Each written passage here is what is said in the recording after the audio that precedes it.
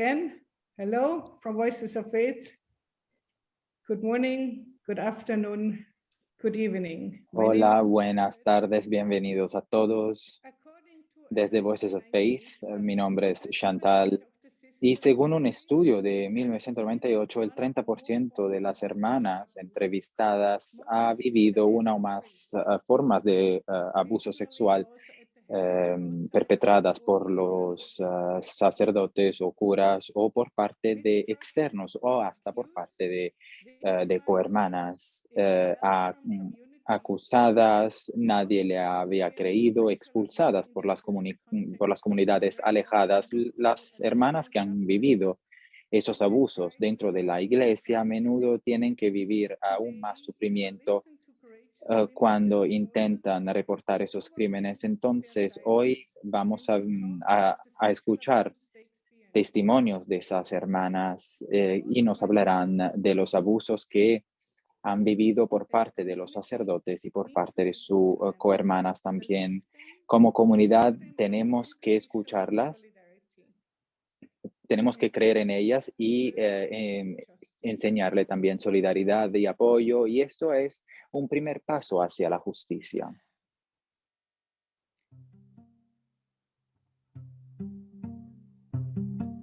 Being a sister is a wonderful experience, even though sisters may Ser una hermana es algo muy bonito, a pesar de que las hermanas deban vivir retos y desafíos comunes a todos. Las hermanas también comparten experiencias de abusos sexuales. Según un estudio de 1998, hasta el 30% de hermanas entrevistadas había vivido una o más formas de abuso sexual, principalmente por parte de sacerdotes y a menudo también por parte de personas externas o de cohermanas. Entonces, deberíamos conocer todos cuáles son las alarmas que tenemos que tomar en cuenta. El abuso sexual es un procedimiento gradual que empieza por no respetar nuestros límites, y esta falta de respeto puede proceder de una persona nada más o puede ser también un comportamiento común en la congregación. Cuando las hermanas no pueden definir límites y no pueden usar frases como no quiero, eso es una alarma ya.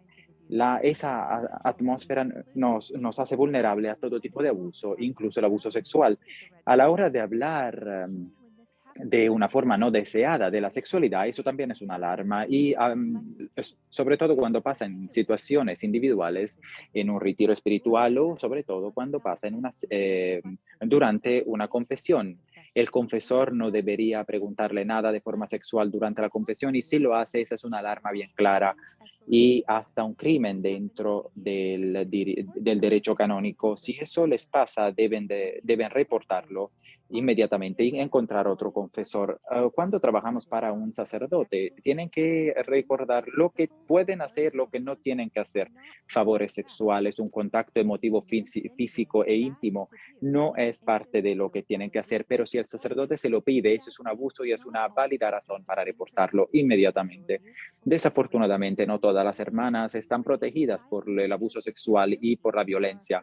Las víctimas se callan. ¿Por qué? Porque se sienten culpables y tienen miedo a que las acusen.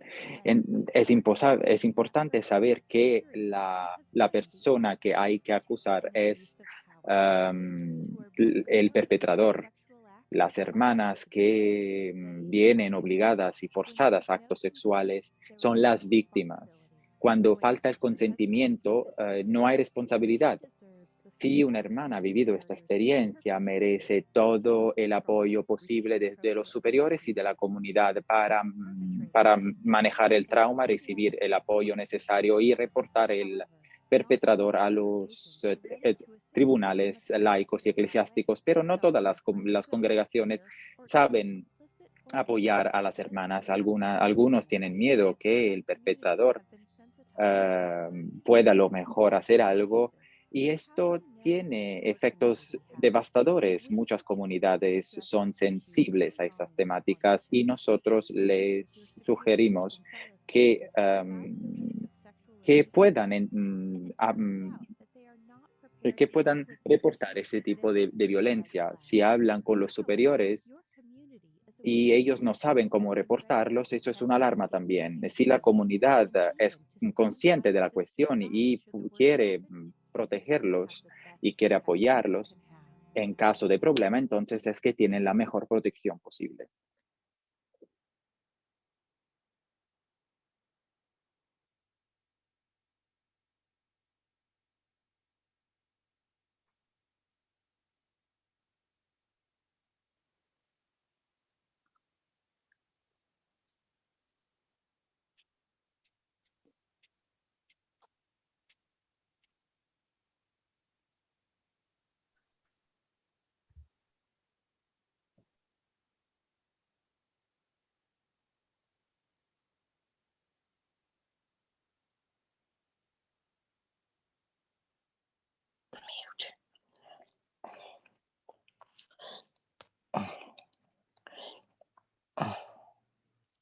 Hello? I can't hear. Marilyn No was puedo. 12 years in a community No puedo escuchar, pero ahora sí. in 2000. Marilyn ha vivido 12 años dentro de una comunidad que se creó en el año 2000 y aprobada por la Iglesia Católica como rama femenina de la Orden de Santo Agostino. La entrevista que vamos a escuchar ha sido hecha por Camila Bustamante, una periodista de Chile. Respetamos la decisión de Marilyn de no enseñar su cara. Marilyn, muchísimas gracias por tu testimonio tan fuerte. Bienvenidos a todos, mi nombre es Camila Bustamante, soy periodista y el día de hoy vamos a conversar sobre algunos aspectos en torno al abuso sexual en contexto eclesial, una realidad que afecta a muchas mujeres alrededor del mundo y que permanecen en silencio. Hoy día vamos a conversar con Marilyn. Marilyn fue víctima y sobreviviente de abuso sexual por parte de un sacerdote de la congregación religiosa a la que ella pertenece, y debido a que ella todavía es parte de esta congregación y debido a que aún se está revisando su caso y la congregación no se ha hecho cargo totalmente de la situación que la ha afectado a ella y a otras hermanas de la comunidad, vamos a proteger su identidad para que ella pueda también seguir debidamente con los procesos en torno a la denuncia de este caso. Marilyn, quiero agradecerte por estar acá. Sé que no es fácil hablar de estos temas, que implica muchas veces revivir ciertos episodios, así que te agradezco por estar acá compartiendo tu testimonio. Quisiera partir preguntándote sobre un aspecto del abuso sexual. Sabemos que el abuso sexual es el último eslabón del abuso de poder, que el abusador prepara a la víctima, prepara a la persona antes de ser abusada. Y en ese contexto quisiera preguntarte cómo se fue dando la relación con este sacerdote, cómo se fue dando o expresando este abuso de poder que finalmente terminó en este lamentable abuso sexual. Sí, él me conoció cuando yo tenía 16 años y en ese momento yo, mi familia, pertenecíamos al movimiento laical, al MBC, al movimiento del sodalicio. Y bueno, yo en ese momento, pues con 16 años, ya llevaba 3 años en el movimiento y la verdad no terminaba de entender la espiritualidad del sodalicio, ¿no? Esa forma tan militar y una idealización tan fuerte a Luis Fernando, pero pertenecí a ese lugar porque además, pues con 16 años era impensable que salgas de allí, ¿no? Sabes que yo me encontré con él la primera vez que le vi, hablamos, recuerdo que él fue desde esa primera ocasión muy cariñoso, muy paternal, me decía hija mía, y bueno, cuando yo hablé con él, me encontré con una persona como que daba totalmente a confiar, ¿no? Y que me llamaba hija mía. Y todo lo que yo le comenté un poco respecto a lo que vivía en el MBC, pues él afirmaba y esto generó como que yo confiara aún más en él en una primera conversación y hasta sentir un poco de complicidad con él, ¿no? Porque era como que alguien que me entendía. Yo le vi semanas después, cuando inició mi discernimiento y luego mi ingreso con las siervas del Plan de Dios. Y recuerdo que él al despedirse fue un encuentro muy corto, y me decía, bueno, pues si quieres te doy la bendición y rezo por ti. Y claro, son gestos pues que todavía te generan más confianza. Mira qué bueno el sacerdote que que sabe lo que estoy viviendo y que además quiere bendecirme y rezar por mí, ¿no? Y al final de esta bendición, que es algo que a mí me marcó mucho, él me dijo, bueno, voy a rezar a Dios para que te salgas y que pronto nos volvamos a ver. Siempre estaba este vínculo de complicidad, ¿no? De confianza y cómplice conmigo. Y bueno, yo entré a la comunidad, definitivamente fue muy complicado el tiempo que viví ahí, que fue poco, mi salida también, pero verdaderamente ya había un primer vínculo, ¿no? Todo esto cuando yo salgo de comunidad, que fue muy difícil, ¿no? Por todo lo que significó enfrentarme a la que había sido mi consejera, que era una de las fundadoras del inicio de las siervas, pues yo salí muy afectada por esto, ¿no?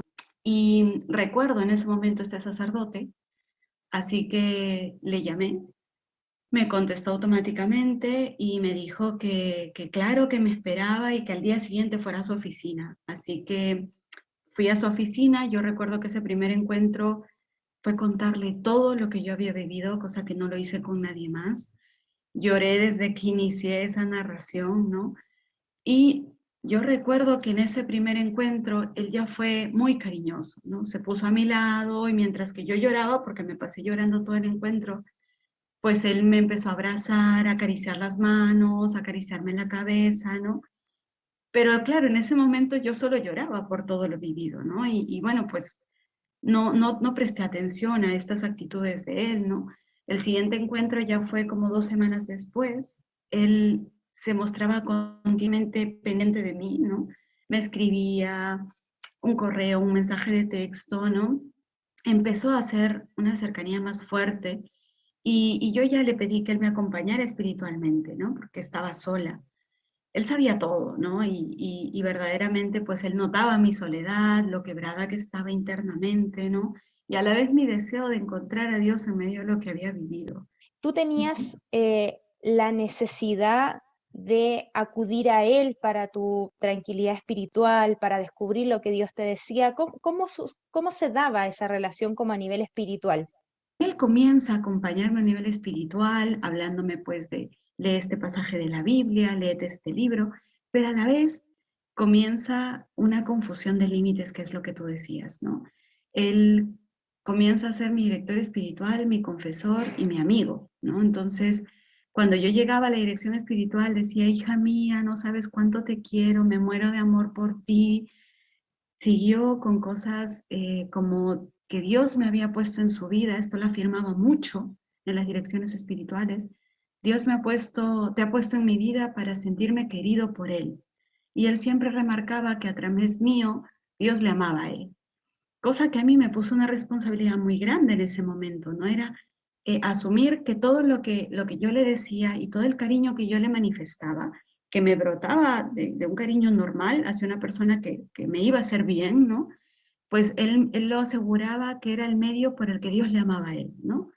Y ahí es cuando comienza la confusión, ¿no? Él comienza a enviarme mensajes diarios, continuamente, o sea, las 3 veces al día, los 3 primeros momentos del día, buenos días, ¿cómo estás? Que Dios te bendiga, creando un vínculo todavía más íntimo, ¿no? Más cercano, canciones religiosas que eran dirigidas a Dios, eh, pues que la letra él me la copiaba y qué bonito hasta que empezó pues con una canción, la recuerdo muchísimo, de Marcela Gándara, en la que me ponía, supe que me amabas, entendí, hoy supe que buscabas más de mí. Y comenzaron a hacerse mensajes muy ambiguos, ¿no? En los que yo recuerdo leer el mensaje en el celular y decir, esto está siendo extraño, ¿no? Pero él, claro, siempre afirmaba, tú eres mi hija, ¿no? Comenzó a decirme, tú eres mi hija, mía, mía, mía, dime que eres mía, dime que eres mía, en tonos de broma, pero que la verdad me empezaban a asustar, pero yo no era capaz de frenar esto, ¿no? Yo pues lo primero que pensaba era, pues yo soy la que está pensando aquí mal, ¿no? El sacerdote jamás estaría diciéndome algo en doble sentido, ¿no? Una de las cosas que muchas personas se preguntan y que no entienden en distintas partes del mundo y que suelen preguntarle a las personas que han sido víctimas de algún tipo de abuso es ¿por qué no denunciaste lo que estaba pasando? Cuando ya se llega al acto más concreto de abuso sexual, ¿por qué no dijiste nada? ¿Qué le responderías tú a estas personas? ¿Qué es lo que pasa a nivel interior eh, que, que tú no dices como, bueno, esto estuvo mal, tengo que ir a denunciar, tengo que pedir ayuda? ¿Qué es lo que pasa a nivel interior con la persona que está siendo abusada? Mira, no es fácil responder esto, ¿no? Verdaderamente es muy duro lo que vivimos y no me arrepiento de hacer una denuncia. Sin embargo, la verdad es muy duro hacerlo, ¿no? Yo siempre comento que el precio de la verdad es carísimo. A mí me ha costado todo, ¿no? Y, y bueno, lo primero es que tú lo comentabas, ¿no? Él tiene una superioridad en mi vida desde el primer momento como sacerdote, tiene una autoridad en mí. Yo confío en esta autoridad como director espiritual y, y realmente todo es tan sutil, este acoso, ¿no? Estas bromas, pero que tienen muchísimo fondo, ¿no?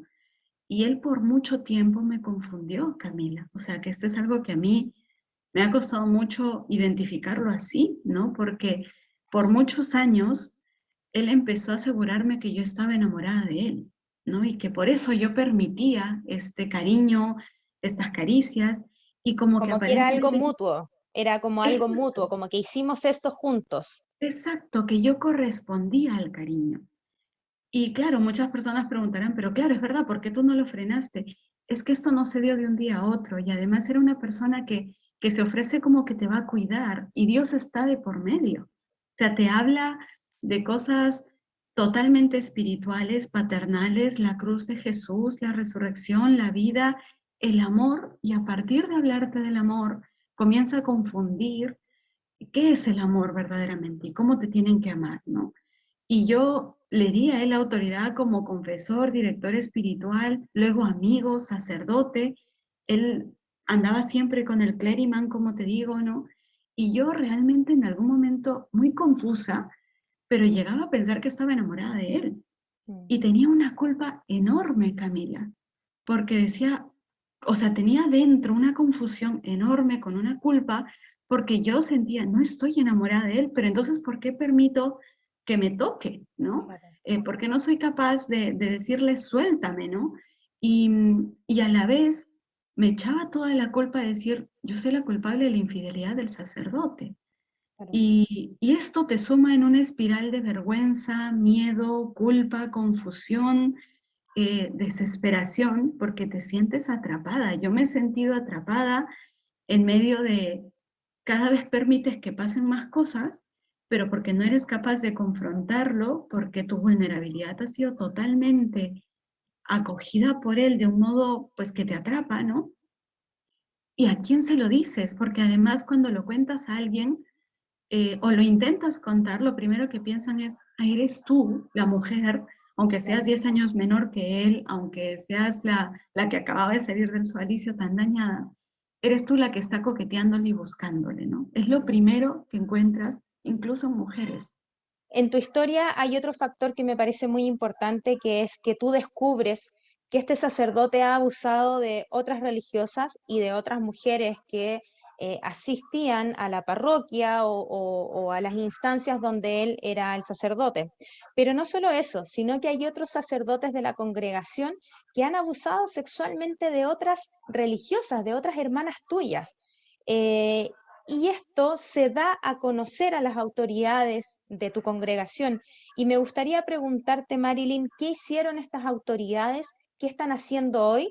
Porque sabemos que este sacerdote y los otros sacerdotes que han abusado de religiosa y que probablemente siguen haciéndolo, siguen estando dando servicios espirituales, religiosos, siguen haciendo misa. Entonces me gustaría que nos contaras un poco sobre la actitud de la institución en la que de la que tú eres parte y cómo ellos han abordado este caso.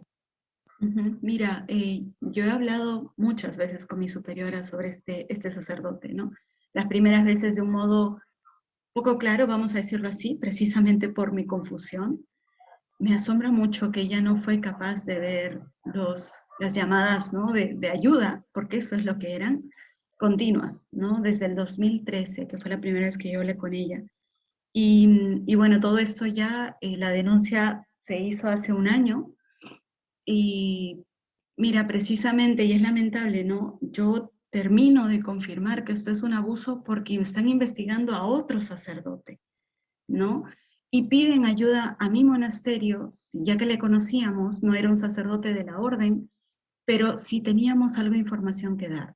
Ahí es cuando yo comienzo a hablar con el abogado y comienzo a darme cuenta de que lo que yo estaba viviendo era un abuso.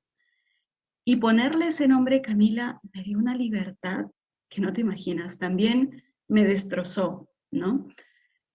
Por dentro, emocionalmente. Pero precisamente cuando yo hablo de esto con mi superiora, ella en esa oportunidad lo ve, cosa que antes no lo había hecho. Antes pues me había dicho que yo era la que tenía el problema afectivo y que tenía que trabajar las cosas, y bueno, lo que ya sabemos.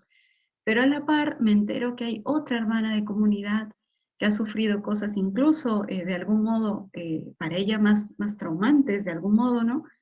Que ella ya lo había comentado 6 años antes y que no se había dicho nada, ¿no? Y ahí es cuando mi superiora me dice, mira, pues está la oportunidad de denunciar. Y comienzan a salir más casos, como comentas tú. Somos 7 hermanas de una misma comunidad. Y Increíble. se inicia el proceso de denuncia, en libertad yo decido hacerlo, pero la comunidad no quiso comentar a nadie de las hermanas y teníamos que seguir haciendo la vida como si nada, ¿no? Esto a mí me terminó destrozando. Y 2 meses después yo pedí una salida temporal, 2 semanas, para descansar, la verdad para dormir, tenía pesadillas, vomitaba, lloraba todo el día, ¿no? Y mi comunidad me ofreció salir 6 meses, cosa que a mí me costó mucho porque me sentí verdaderamente echada de mi comunidad. Pero lo mismo, dije, no, Marilyn, te lo estás inventando, ¿no? Tu comunidad no es así. Mi superiora le ofreció lo mismo a las demás hermanas, al final salimos 4 de Camila. ¿Qué esperarías tú de la comunidad o de la institución? Ahora, después de casi un año, más de un año, creo que lo más importante, Camila, es que la comunidad rectifique lo que ha hecho, me trate con dignidad, porque es lo que no han hecho, me acompañe cristianamente, humanamente, para poder yo también tomar una decisión que la verdad cada vez lo tengo más claro en amarme a mí misma, en seguir amando a Dios, pero no permitir que nadie más me haga daño, ¿no? Que me traten mal.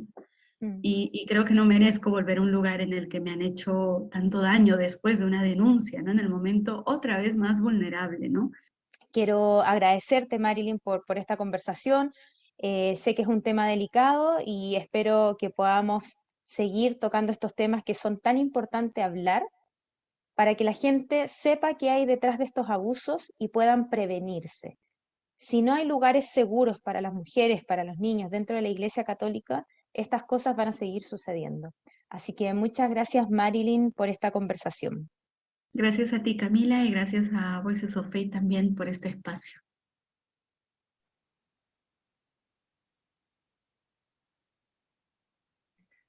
Camila Bustamante. She's a Chilean journalist. Thank you for interviewing. Camila Bustamante es una periodista.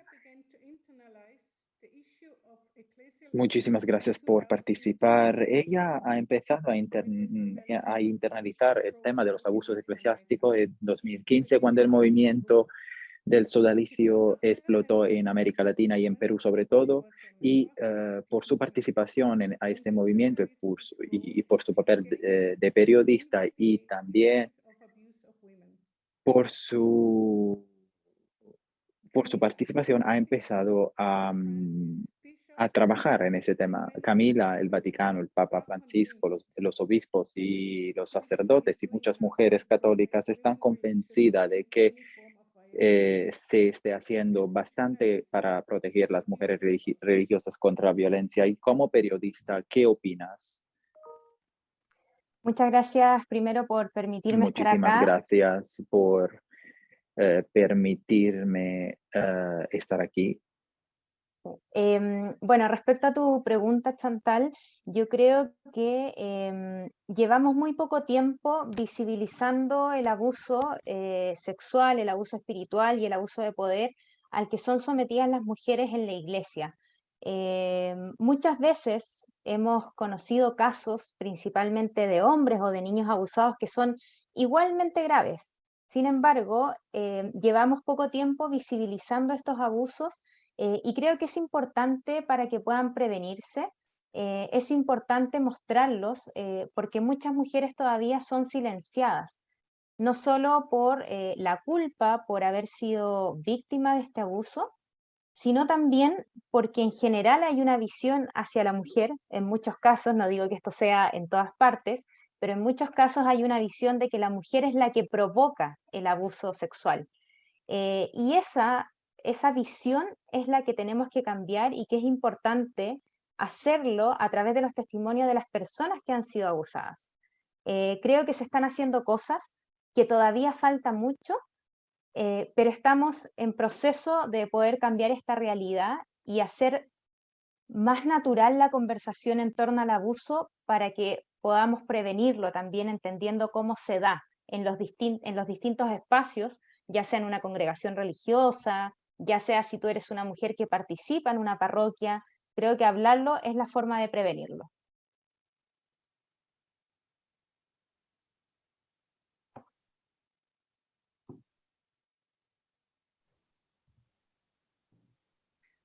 When you write about the issues of abuse of women in the church, Cuando hablas de la cuestión de abusos por parte de sacerdotes sobre las mujeres en la iglesia, ¿qué tipo de reacción recibes por parte de la gente? A lo mejor también de periódicos y en las redes sociales. ¿Cuál es la reacción más común?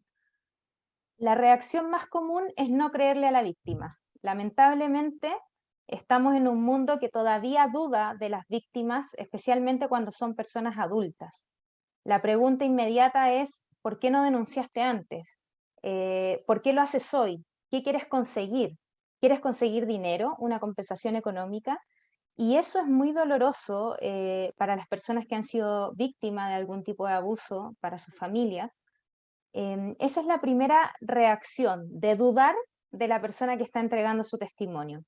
Y luego también hay otro grupo que inmediatamente tiene una reacción que es de bastante odio hacia la institución eclesial, que automáticamente dice, esto sucedió porque esta persona participaba en la iglesia. Hay una visión bastante, con mucha rabia hacia la institución por la poca prevención, por las pocas medidas también para que las personas puedan denunciar. Y también tenemos otro grupo de personas que lo que intenta hacer es meterse en el detalle de cómo fueron los abusos con un poco de morbo, exponiendo a las personas que están haciendo sus denuncias. Eso es lo que principalmente veo cuando se hacen estas denuncias. Por un lado, las personas que no creen; por otro lado, las personas que tienen una rabia tremenda contra la iglesia; y por otra parte, otras personas que tratan de identificar el abuso o de querer entender el abuso a partir de los hechos concretos en torno al abuso sexual, lo que obviamente es un riesgo para las víctimas que están denunciando, porque estas personas no están denunciando porque quieran hacerse famosas con sus casos. Y ahí es donde es importante protegerlas y que la gente también entienda que hacer una denuncia en torno a un abuso sexual no significa que tú vas a exponer al 100% a la persona, porque esa persona merece y necesita un trato digno, necesita proteger su privacidad a pesar de que esté recurriendo a una denuncia pública.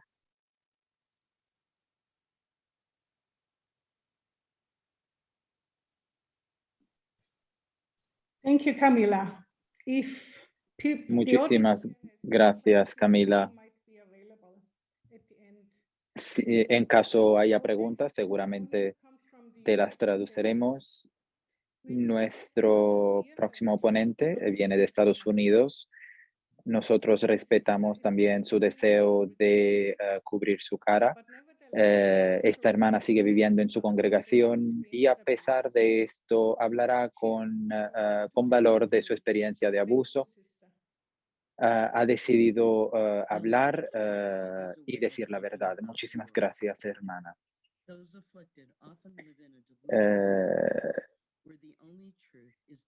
Esquizofrenia es una manera de vivir y de mirar al mundo, ¿no? Las personas que la tienen, que padecen de ella, sienten que esa es una verdad y es una verdad que ellas crean para esconder lo que la psique ya no puede tolerar.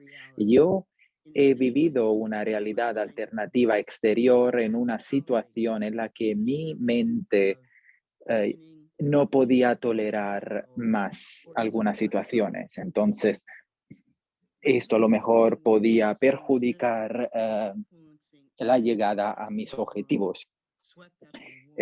Cuando era joven, mi sueño era hacer la diferencia en un mundo afectado por guerras, violencias y luchas por derechos. Siempre se hablaba de eso hace años. Entonces, mi sueño iba junto a mi visión religiosa, ¿no?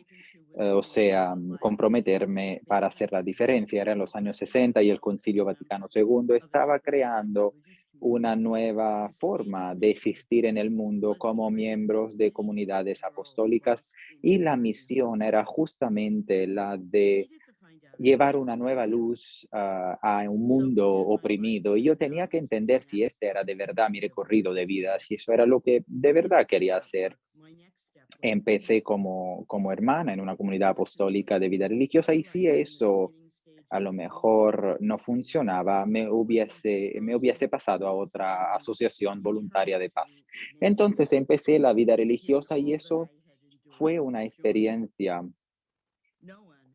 que se reveló traumática. Nadie en mi vida pensaba que esa podía ser la decisión mejor para mí. Entonces, me mudé de Boston hacia una realidad muy aislada en el Midwest de los Estados Unidos y una realidad que me daba grandes retos. Me uní a grupos de otras chicas y yo acababa de estudiar, había dejado mi familia, mis amigos, pero la visión del mundo en esta nueva cultura que abracé y a la que me junté me enseñó la existencia de una cultura del silencio que tapó una situación de abusos físicos, sexuales, psicológicos y la maestra de las nuevas hermanas era ella misma una abusadora y acosaba a las personas, las víctimas. Ellos, ellos las víctimas padecían agresiones de cualquier tipo, abusos físicos, psicológicos.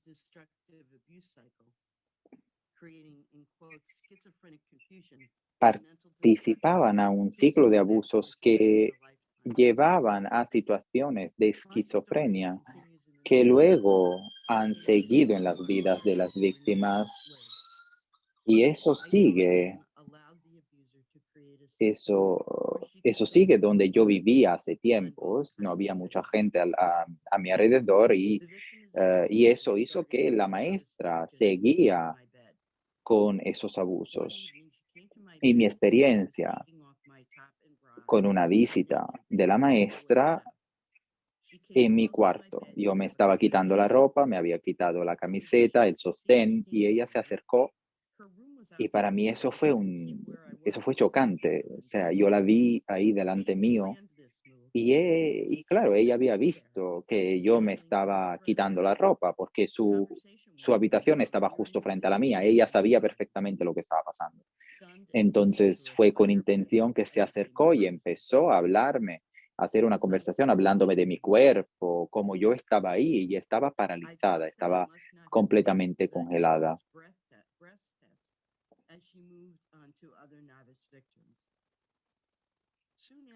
Y luego supe que ella lo había hecho ya con otras chicas. Y estos abusos han seguido adelante durante mucho tiempo. Y era un lugar terrible. Yo me encontraba en el centro de la atención de esta hermana. Y yo he interiorizado todo esto.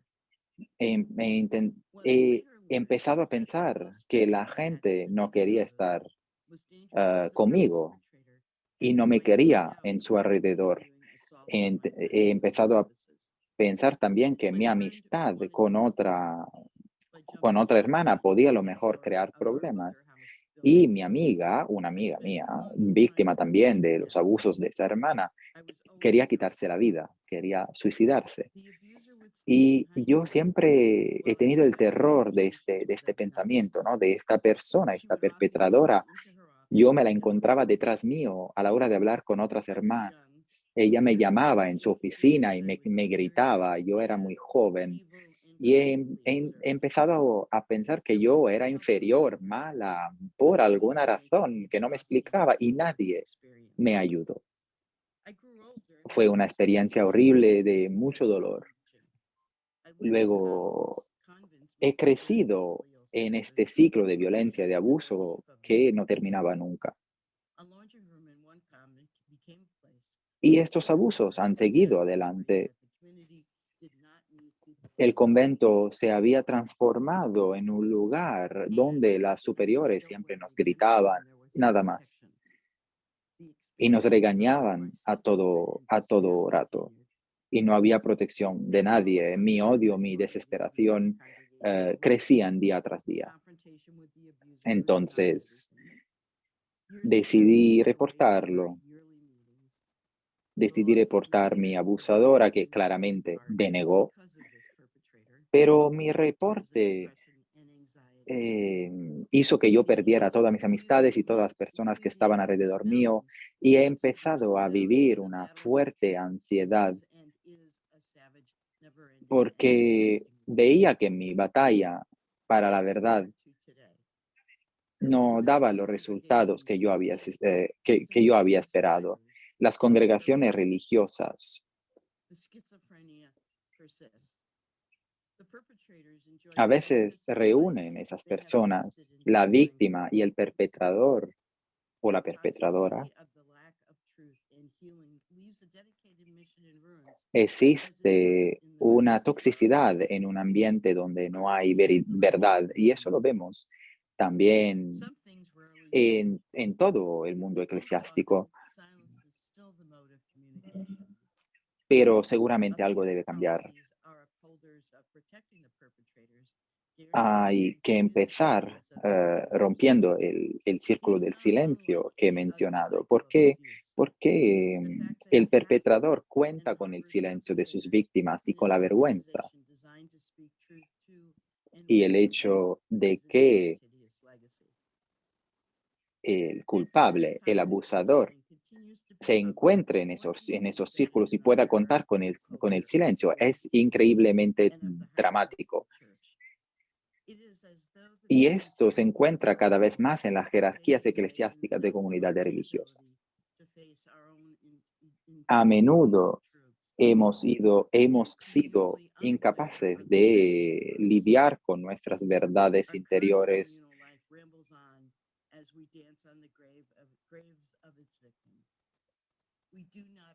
y a veces como que no nos queda otra que admitir que como grupo ya no tenemos sueños, no podemos soñar por estas experiencias dolorosas que hemos vivido y son dolorosas para todas nosotras.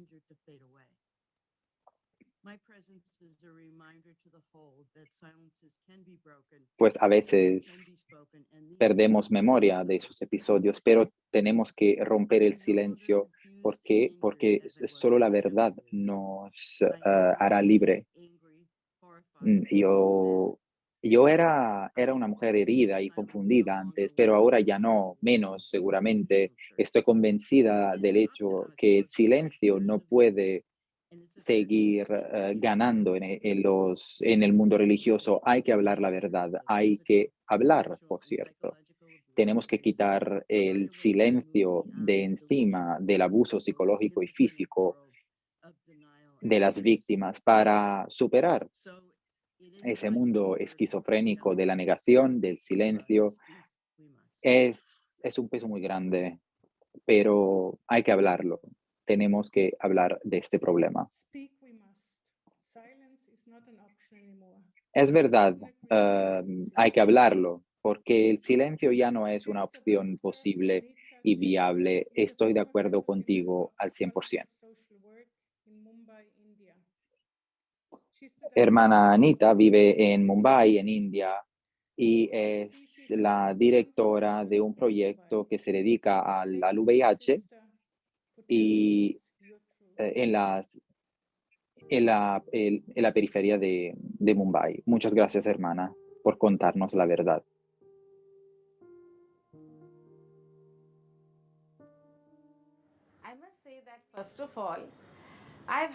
Tengo que decir primeramente que he tenido una experiencia bastante buena, la verdad, porque puedo hablar por igual y muy cómodamente con todos. Desafortunadamente, he tenido unas cuantas experiencias bastante desagradables que no me hacen feliz y no quiero hablar de ellas, pero lo tomo como si fuera un servicio a la iglesia, un servicio a la humanidad en general. Si mi compartir puede ayudar a los demás y a la comunidad. Mi primera experiencia incómoda y desagradable fue en 1998, cuando estaba en Pune, estudiaba teología y había ido a una parroquia y luego a un campus para encontrar un sacerdote que había conocido a través de una persona en común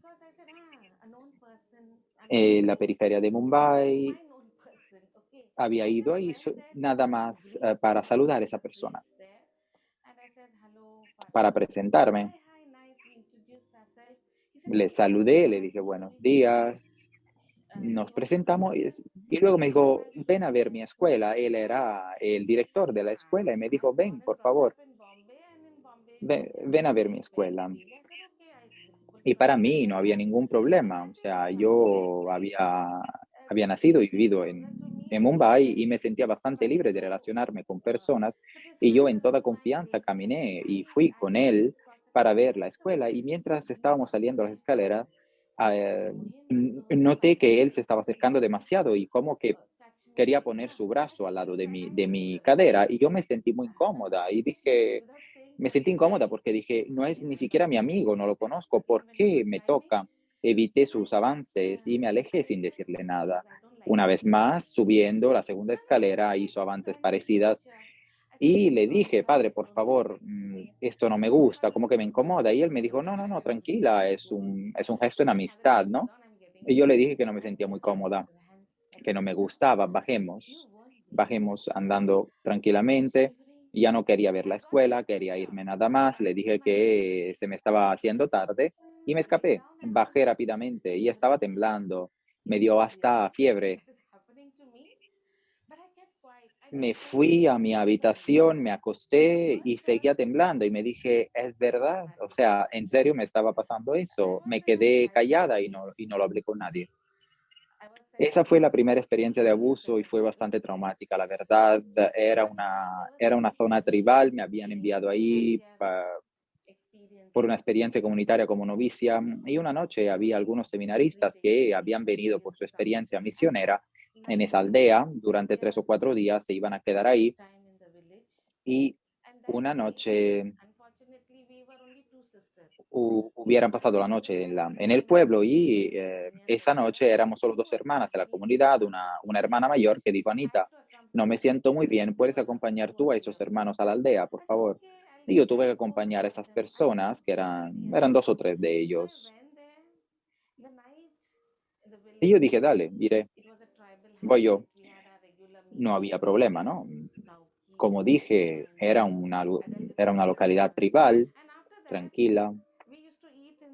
Por la noche tuvimos una reunión regular con la aldea y con los habitantes y participamos en una clase de alfabetización para adultos y luego fuimos donde una familia y comimos con ellos. Normalmente comemos con la familia, dormimos en su casa. Sé que no era nada cómodo, la verdad, a esa gente, en medio de su ganado y aves de corral. Teníamos que dormir con todo esto alrededor, pero bueno, no había ningún problema, nos íbamos a adaptar. Ese día estaba lloviendo aparte y nos dijeron de dormir en el aula. Y yo dije, dale, está bien, acepté para ayudarlos. Era como una situación un poco, ¿no?, difícil, entonces dije a los hermanos, esto es lo que tenemos, no podemos volver al convento a esta hora de la noche. Y ellos dijeron, vale, está bien, nos quedamos. Entonces yo confié en los hermanos porque yo he crecido con 3 hermanos y muchos primos, entonces eso para mí como que nunca había sido un problema.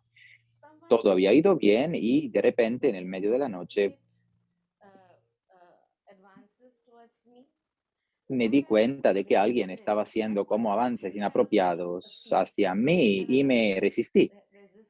Al principio fingí que estaba durmiendo, pero en realidad me estaba resistiendo. Este tipo, este chico, era bastante, no sé ni siquiera qué tipo de palabra utilizar, la verdad, pero había decidido que quería aprovechar la oportunidad. Trató de tocarme realmente las partes privadas y, ¿saben? Había otro hermano también y yo me sentía tan asustada, avergonzada y me decía, Dios mío, si digo algo, ¿qué pensarán de mí? ¿Qué pensará el otro hermano? ¿Pensarán que estamos haciendo algo raro por aquí? Y intentaba quedarme tranquila, resistiendo. Y al mismo tiempo, en el medio, cuando se estaba poniendo demasiado difícil, me levanté fingiendo que tenía que ir al baño y salí. Claro, estaba en el medio de la nada. Entonces él me siguió y me asustó tanto. Él vino detrás mío y yo escapé, pero tuve que volver al mismo lugar porque no tenía dónde irme en el medio de la noche. Eran como las 2 de la mañana.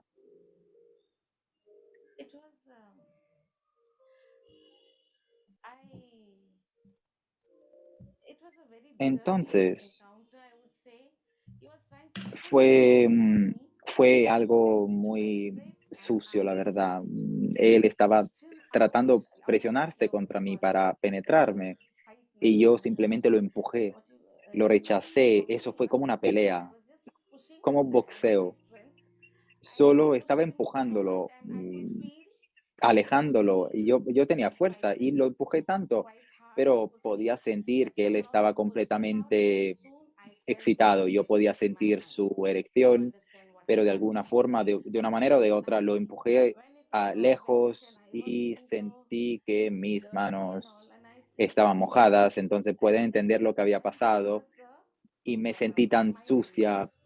Y luego, por suerte, él dejó de hacer avances, pero cuando estaba amaneciendo, a eso de las 4:30 o 5 de la mañana, yo salí, tenía fiebre y les dije que no me sentía bien y que me iría a la casa. Entonces me fui corriendo abajo por las colinas, me fui corriendo, en serio, tenía fiebre. Y tan pronto como llegué al convento, que se encontraba en una estructura en estilo como en hileras, le dije a todas que tenía fiebre y me fui corriendo a acostarme debajo de una manta y seguía temblando por la fiebre. No tuve el valor de decirle esto a nadie porque, porque sentía que yo me había equivocado y pensé que la gente a lo mejor pensaba que yo soy mala y que hay algo malo o raro en mí. Antes de hacer los votos, durante mi retiro, vi en el tablón de los anuncios que este chico lo iban a invitar muy pronto. Entonces yo le dije al maestro de retiro que esto me molestaba bastante y me causaba bastante ansiedad y mi única preocupación era que este hombre seguía portándose mal como hizo conmigo y que lo hiciera con otras hermanas. Luego fui al seminario y le dije al rector bajo secreto confesional que no quería que tomara ninguna acción porque era demasiado tarde para hacerlo y en todos esos años yo me lo había quedado callado. Pero quiero que le diga a ese hermano que tiene esa debilidad, esa dificultad, si puedes ayudarlo, por favor, dile que no haga lo mismo con las demás, con otras chicas, porque esas cosas no deben pasar. Y si pasan, ¿cómo tenemos que portarnos? ¿Qué tenemos que hacer? ¿Qué es lo que tenemos que hacer? No tenemos que quedarnos ahí paralizadas y adormecidas. Imaginen si yo hubiese quedado paralizada, lo que iba a pasar. Gracias a Dios he tenido la fuerza de espíritu de protegerme y de rechazarlo.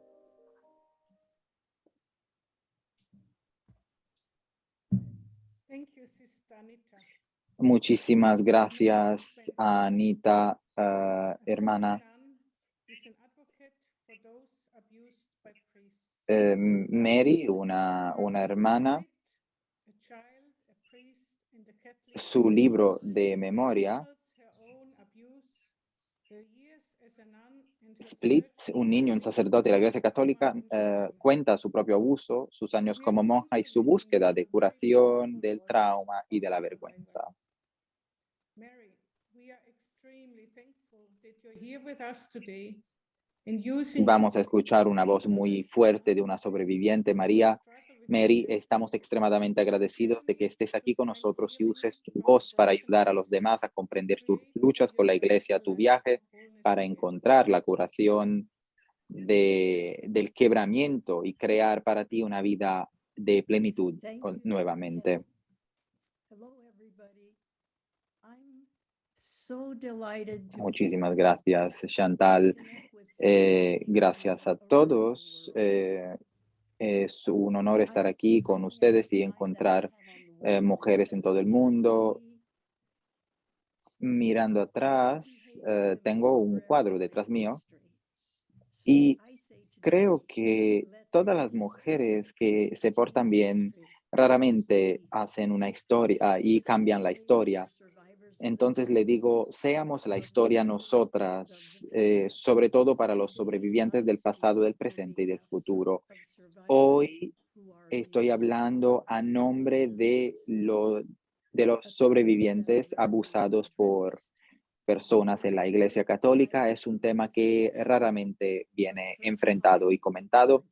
Cuando he escuchado el título de esta sesión por primera vez, la palabra condenar me recordó la Via Crucis, un ritual católico que no había explorado desde la temporada de la Cuaresma de 1992. El 1992 fue el año en que fui despedida después de 35 años por el arzobispo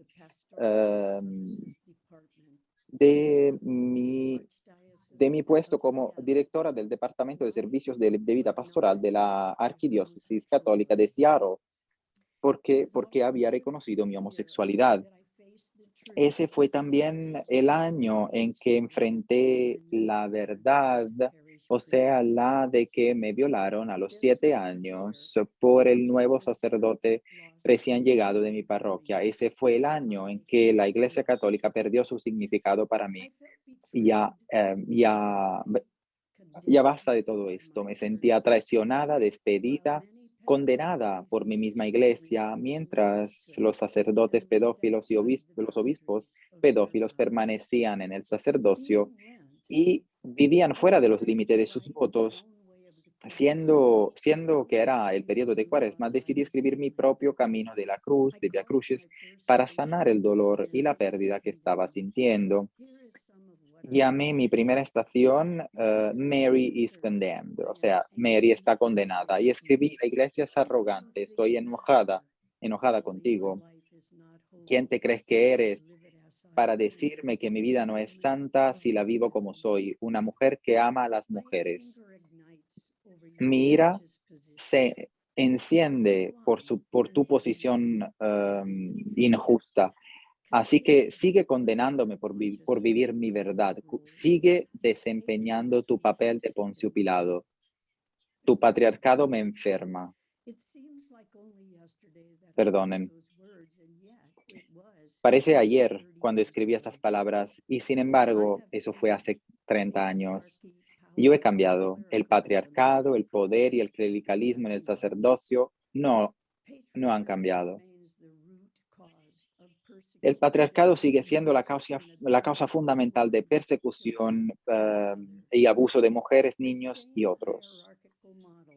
El mismo modelo jerárquico permanece en las órdenes religiosas de mujeres. Matriarcado empieza por la cumbre, por la parte superior de las superiores generales, a las superiores provinciales, hasta llegar a las superiores locales y de comunidades, como facilitadoras de los grupos de apoyo de SNAP para los abusados por monjas. La mayoría de los sobrevivientes comparten que los superiores son más reservados y cautelosos y han sido muy poco disponibles para ayudarlas. Se siente un código de secreto y silencio dentro de los muros del convento que protege la orden y la familia de las monjas, que se puede comparar con miembros de una familia incestuosa, diría, que protege mutuamente los secretos y a toda costa. Y mantiene encubiertos los delitos dentro de la familia. A menudo me pregunto, ¿qué pasaría si una superiora, una monja a cargo de servir a los sobrevivientes no tuviera que proteger a sus hermanas a la orden? Ya no habría código de secreto, ¿no? Y podría ser verdaderamente honesta y justa a la hora de acercarse a los sobrevivientes. Yo creo que sí. Los sobrevivientes quieren ser escuchados, creídos y a veces compensados por las graves pérdidas que sufren. Muchos me dicen que una vez, cuando eran más jóvenes, habían intentado contarle a una monja lo que había pasado, pero nadie los había escuchado. Y recientemente un sobreviviente me contó su historia cuando estaba en la escuela secundaria.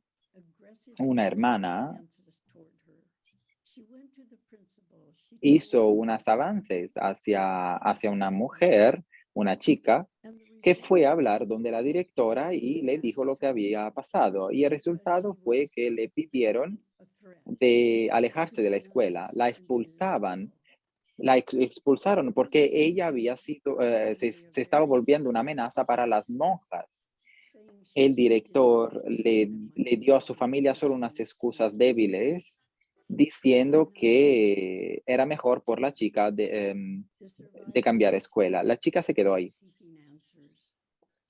La sobreviviente sigue buscando una respuesta. Y otra historia, déjeme que le cuente, que me compartió recientemente una monja violada sexualmente por otra monja en su comunidad y que sigue viviendo en su comunidad. Se lo dijo a su superior y no se ha hecho nada. No se presentó ningún informe oficial, policial, y la hermana abusadora se ha quedado dentro de la comunidad y eso es parte de la misma historia, ¿no? La víctima vive con la presencia constante e inquietante del abusador o de la abusadora dentro de los encuentros comunes. Y luego hay historias de niños pequeños o jóvenes violados sexualmente o físicamente por las monjas que ahora son adultas,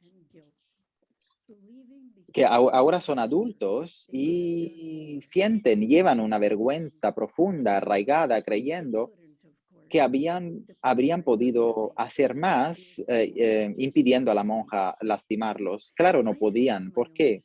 Porque las dinámicas de poder eran demasiado grandes. Yo también tengo mi propia historia, ¿no?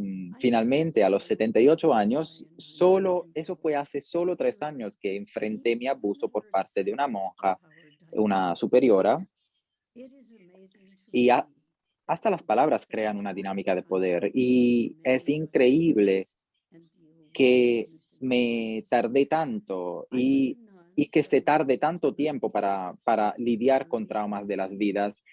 Yo he sido una hermana desde finales de los años 50 hasta el principio de los 70. Mi abuso infantil por parte del párroco quedó tan profundamente enterrado en mí que no interfirieron con el amor que yo tenía por Dios y con mi deseo de ser monja, ni siquiera. Entré en el convento después de la secundaria con 18 años y eso era 1958. Poco después de entrar y formar parte de la congregación, estaba saliendo de la capilla con mi grupo cuando una superiora se me acercó e inesperadamente me tocó al hombro indicándome que la siguiera en la habitación. Yo la seguí. Ella se sentó en su silla de forma tan regal que yo me arrodillé ante ella. Ella me tomó mi rostro entre sus manos y me besó por todas partes, la cara. Las palabras desvanecen, la memoria desvanece.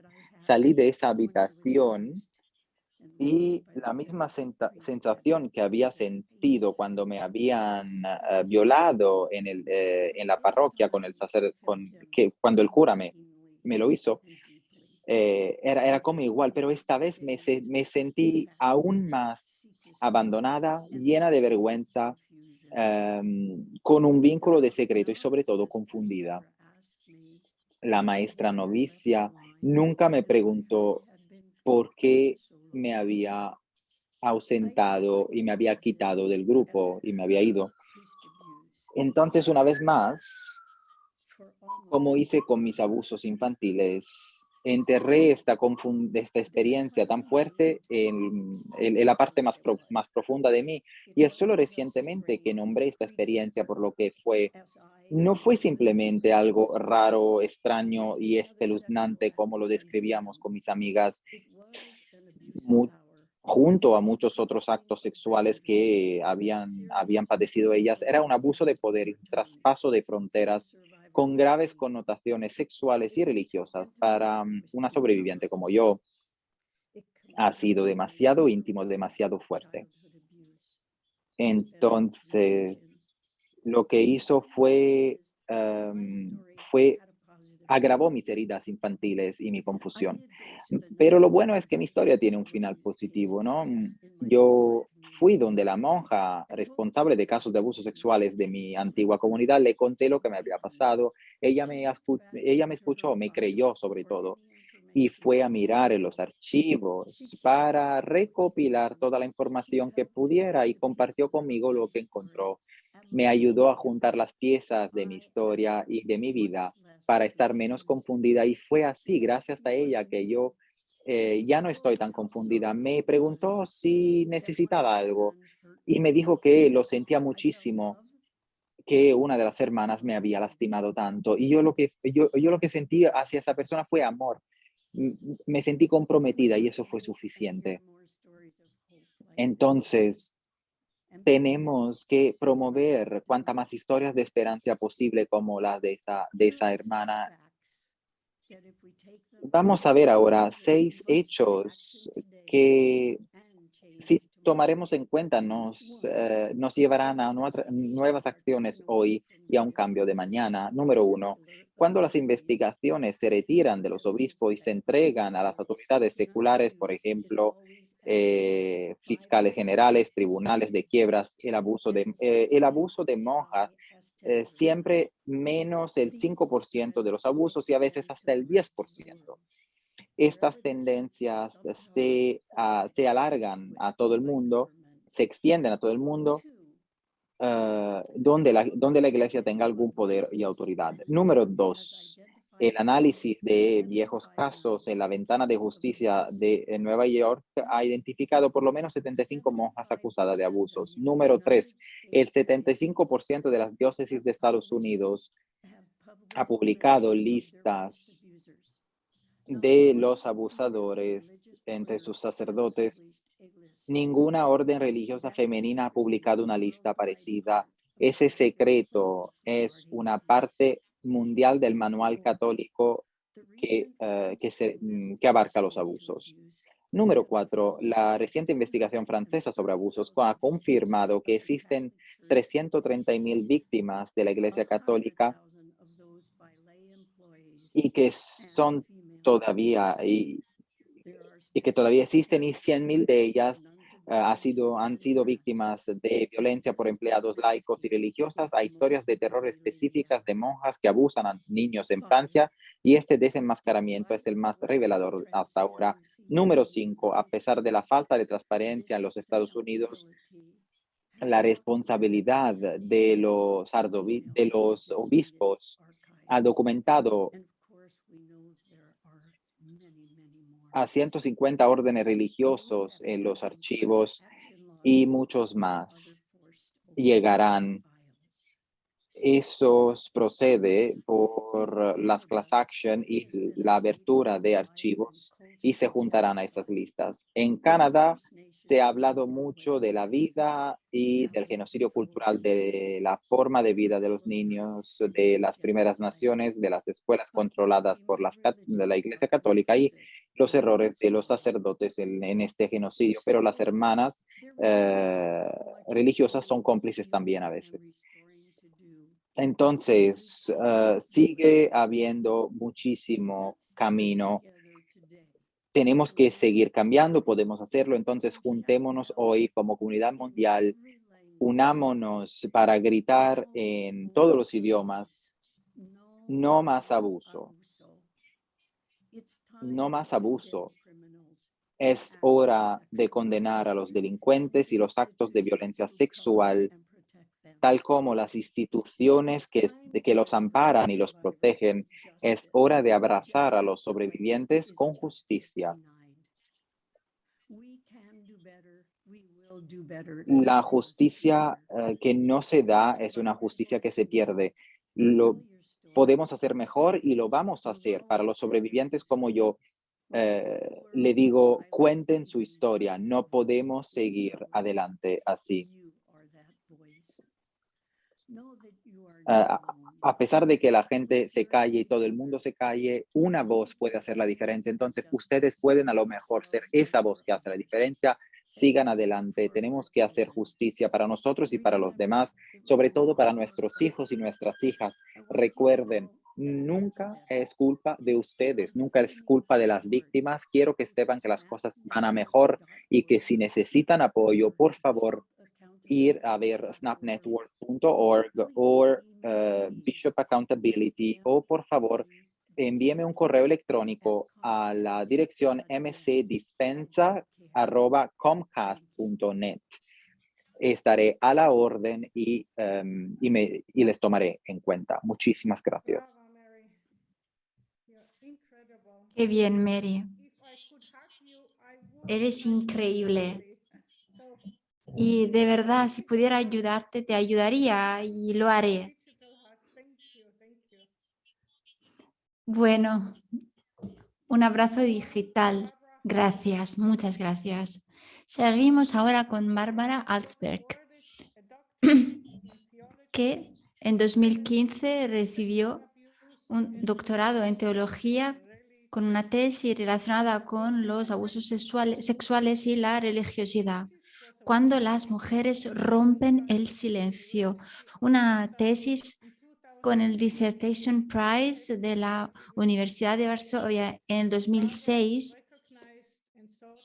Bárbara es una experta reconocida que trata los temas de los abusos sexuales. Está muy preocupada por las víctimas femeninas de la violencia sexual que han recibido muy poca atención dentro de la Iglesia Católica. Por un lado, reconstruye las historias de las víctimas, y por el otro, quiere que sean claras cuáles son las nuevas perspectivas de investigación futuras. Tiene un enfoque pastoral de solidaridad hacia la Iglesia y hacia la teología para lo que se refiere a los abusos espirituales y sexuales. Y su perspectiva es una perspectiva que abraza todos los que están involucrados en estos temas. Bárbara, a ti la palabra.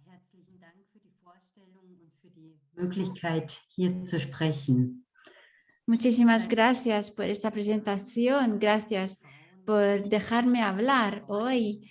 He acompañado mujeres que han sufrido abusos durante 20 años y quiero contaros las experiencias de los que han sido afectados por este tipo de experiencias.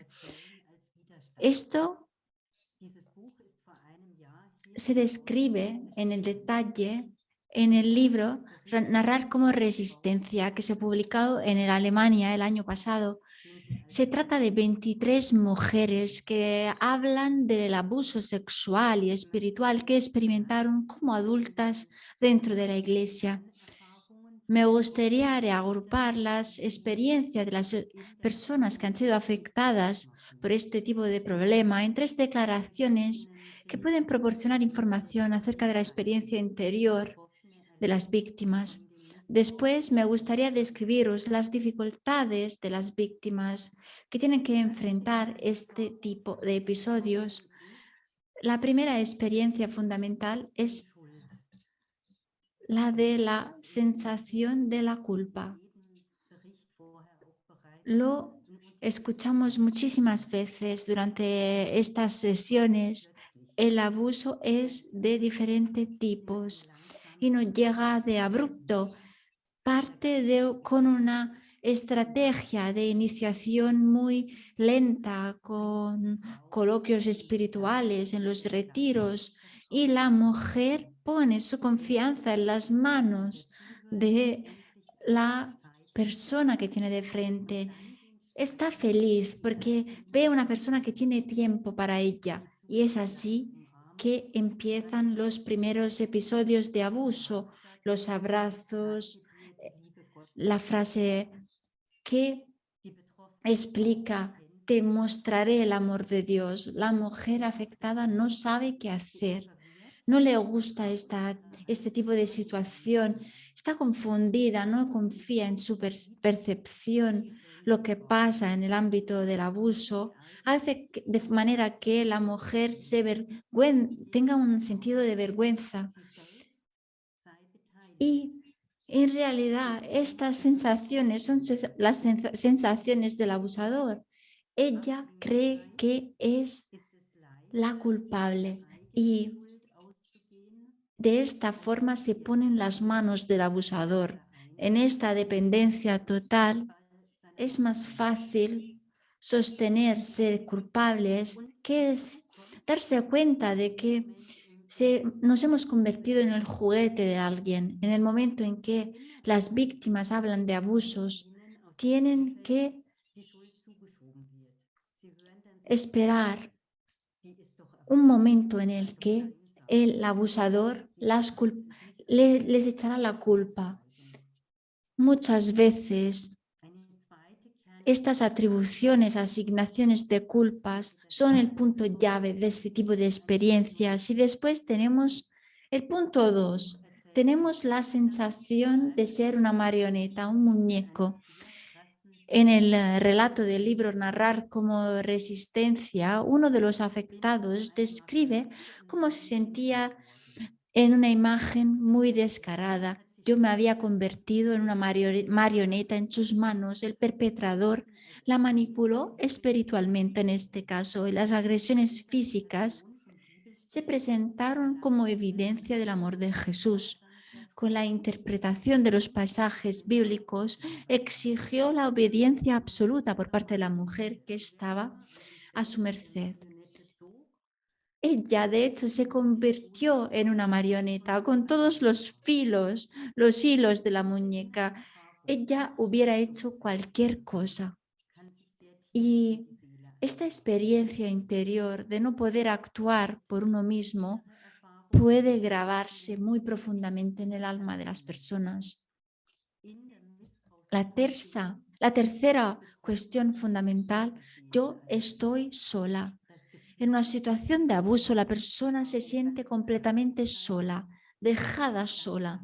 La sensación de estar completamente solas con la experiencia del abuso es una experiencia, una sensación que persiste durante mucho tiempo. Por un lado, tenemos un silencio interior con un ambiente eclesiástico en el que no se puede hablar de abuso. Por otro lado, tenemos actitudes que refuerzan y fomentan el aislamiento. A pesar de estas experiencias internas, la persona se siente como una marioneta, yo soy sola, pero a pesar de todo esto, las víctimas han empezado a hablar de los abusos.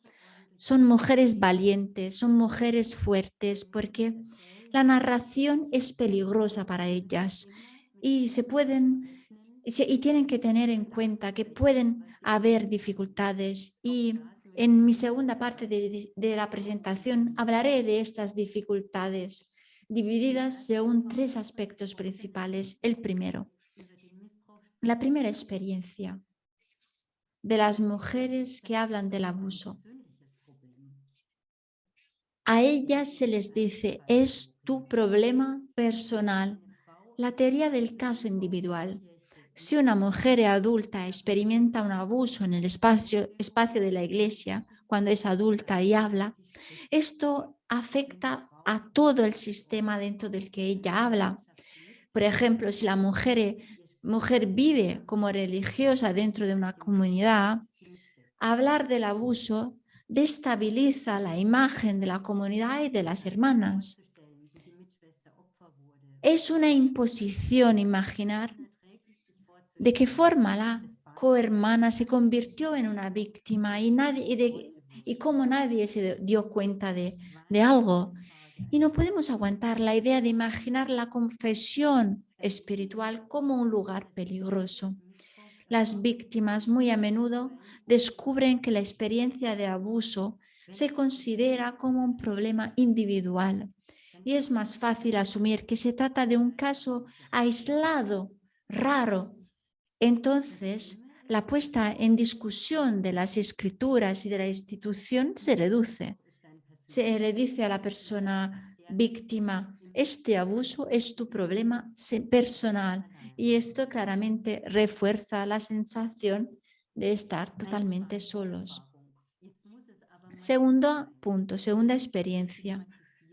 Ahora necesitamos la paz, la estigmatización como víctima. Le decimos a las víctimas, necesitas encontrar una situación de paz. Muy a menudo las víctimas experimentan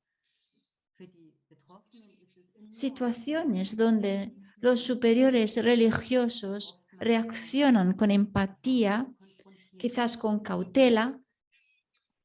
A ellas se le escucha, se le anima a denunciar el abuso, pero es muy difícil para las víctimas enfrentarse de forma constante a experiencias difíciles y traumáticas.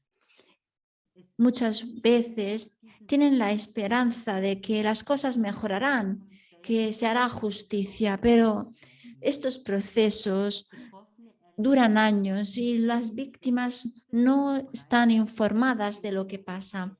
Ellas tienen que aguantar este sistema tan lento y la respuesta muchas veces no es suficiente y se produce una situación donde las víctimas tienen que quedarse en silencio. No hay reacciones.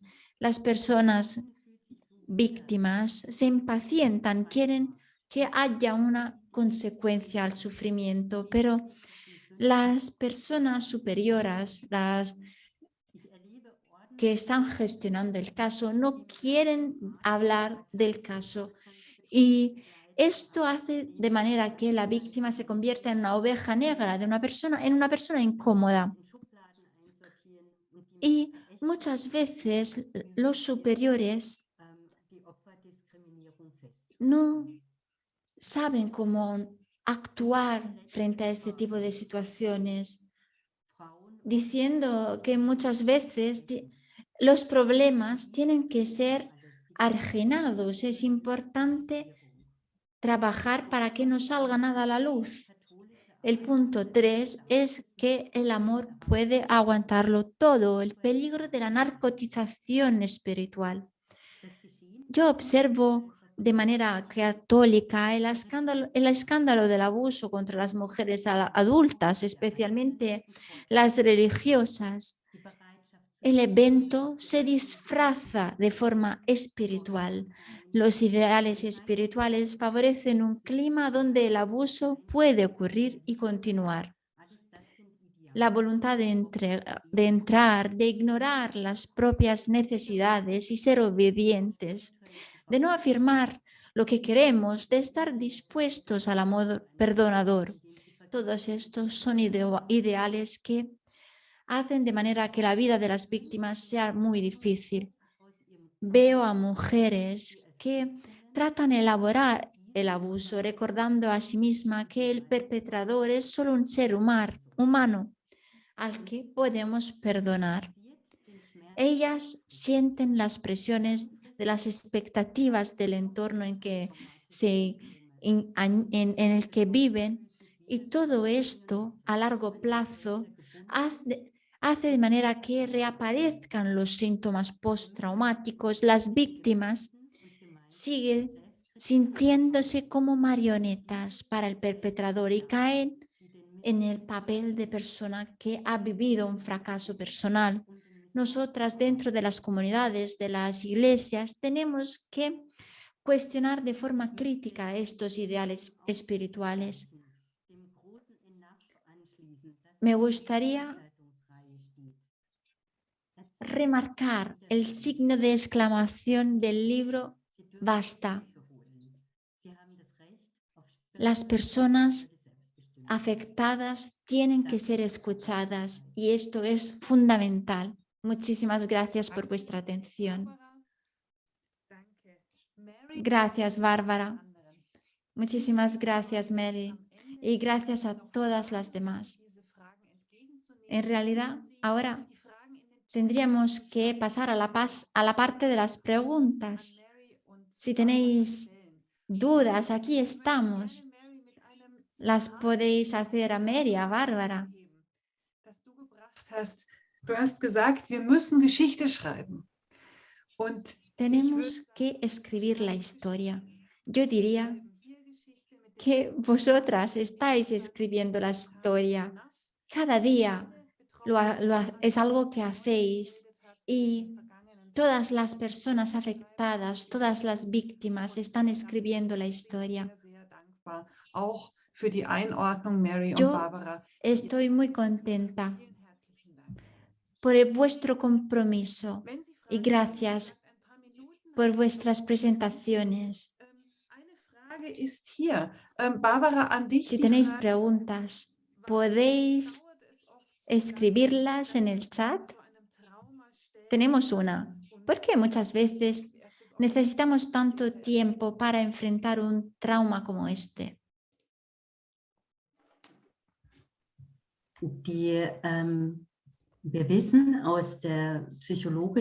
Nosotros sabemos, basándonos en la investigación psicológica, que el ánima, cuando se trata de eventos traumáticos, de experiencias traumáticas, tiene un mecanismo de protección para las víctimas.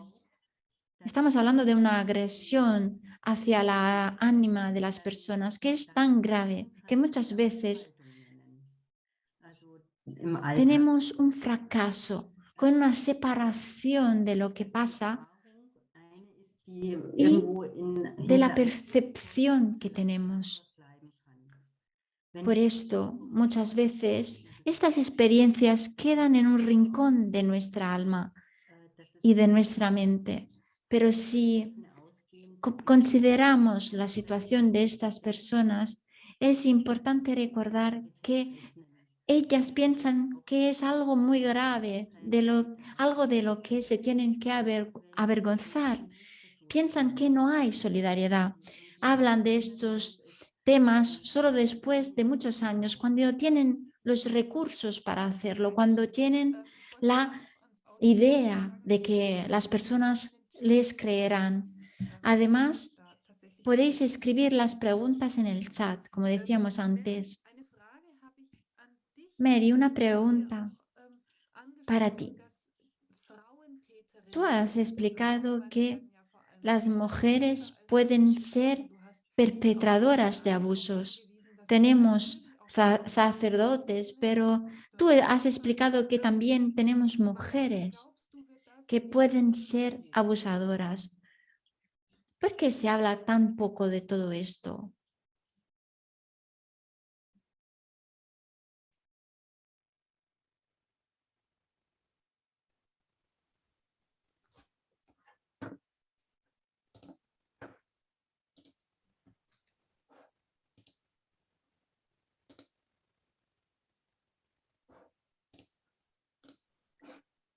Please unmute yourself, Mary. Sorry.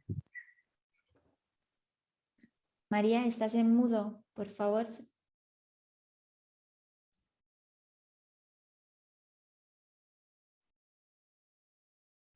María, no se te escucha.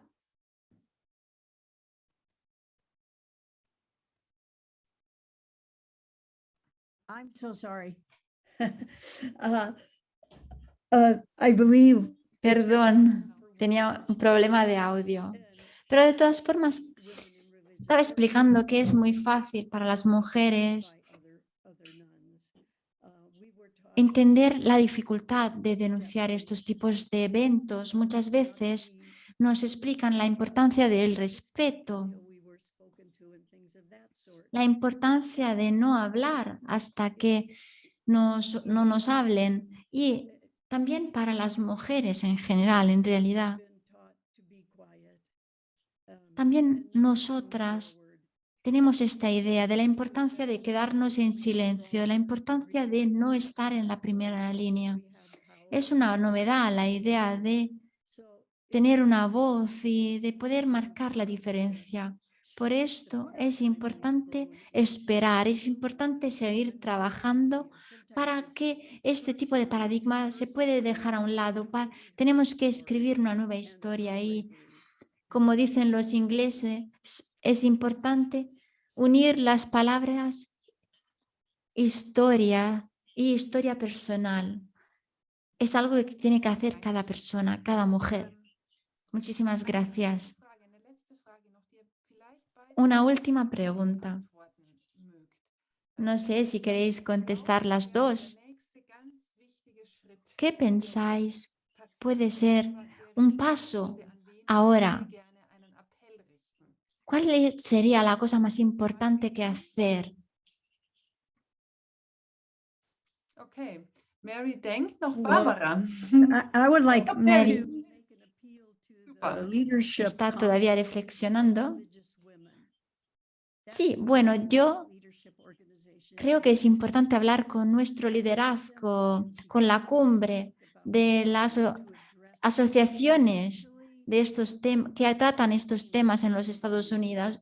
Es importante hablar, es importante que hayan publicaciones con los nombres de las mujeres que han sido víctimas de abusos.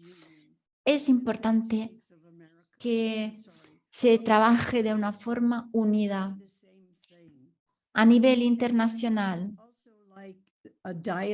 Y me gustaría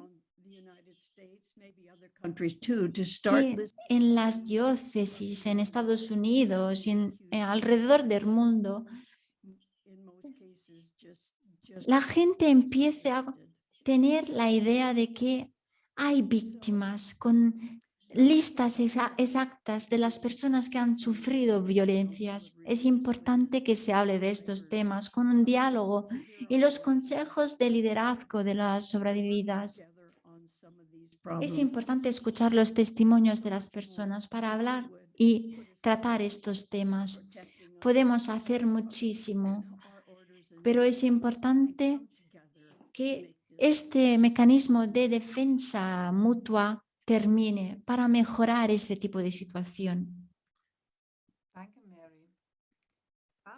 Dein Schluss. Muchísimas gracias, Mary. Y ahora, Bárbara.